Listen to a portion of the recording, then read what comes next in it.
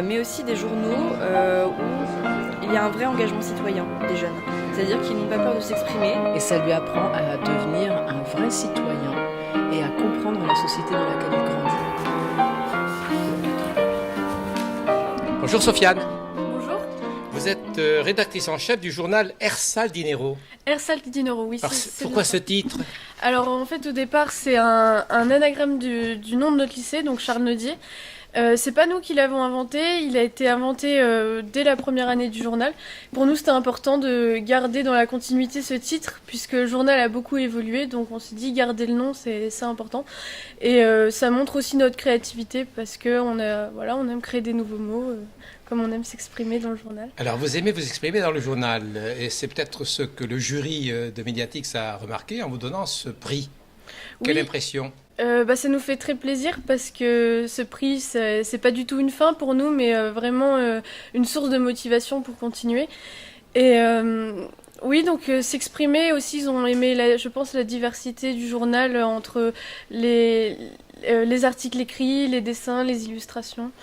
Donc ce prix, nous, il nous fait très plaisir. Alors le métier de rédactrice en chef, vous en aviez... Non mais je dis bien, le métier de rédactrice, est-ce que vous en aviez rêvé quand on vous a dit c'est toi qui vas devenir rédactrice en chef?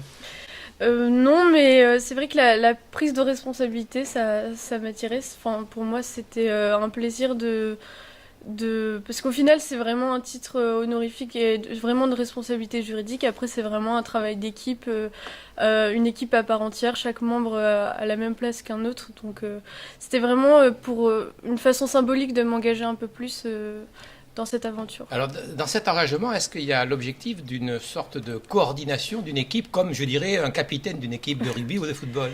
Oui, c'est vrai qu'il y a quand même cette partie, puisqu'on est quand même 21 dans l'équipe, donc il faut fixer un thème au début, il faut aussi se coordonner un minimum. Après, il y avait aussi le travail pour faire le chemin de fer, la relecture, tout ça, c'était aussi important et à faire. Donc, puis oui, se coordonner entre nous. C'était vraiment intéressant comme expérience. Comment les articles arrivent dans le journal? On choisit un thème, il y a des volontaires, on fait des recherches d'auteurs, comment ça se passe? Alors au départ c'est toujours par du volontariat, on est volontaire.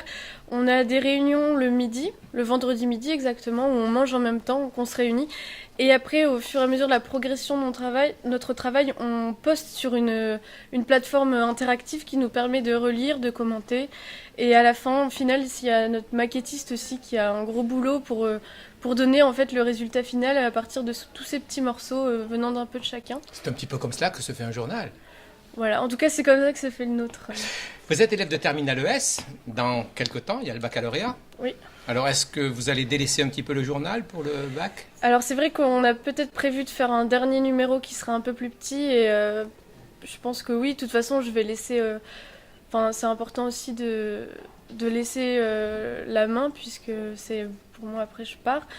Et après le journal c'est du temps de plaisir aussi, donc ça se marie bien avec le travail pour le bac à côté.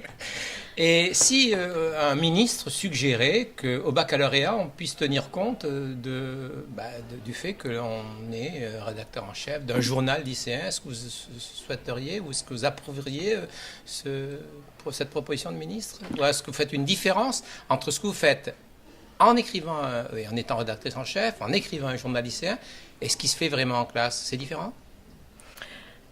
C'est différent, après ça reste lié au lycée et je pense que cette mention serait inutile parce que ça nous apporte déjà personnellement tellement de choses qu'au final on n'a pas besoin de ce petit plus pour se lancer dans l'aventure et se motiver. C'est déjà quelque chose de vraiment exceptionnel pour nous. Enfin pour moi en tout cas ça m'a beaucoup apporté, donc j'ai pas besoin de mention spéciale. Et l'année prochaine, quel est votre projet? Parce que je pense que vous aurez le bac, moi j'en suis sûr.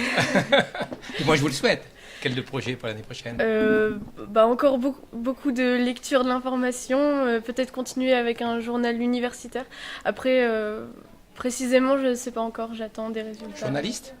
Pas journaliste directement en tout cas, mais encore des choses autour de de l'actualité, essayer de comprendre le monde contemporain, peut-être m'orienter vers les sciences politiques, l'économie. C'est bien, merci. Merci à vous.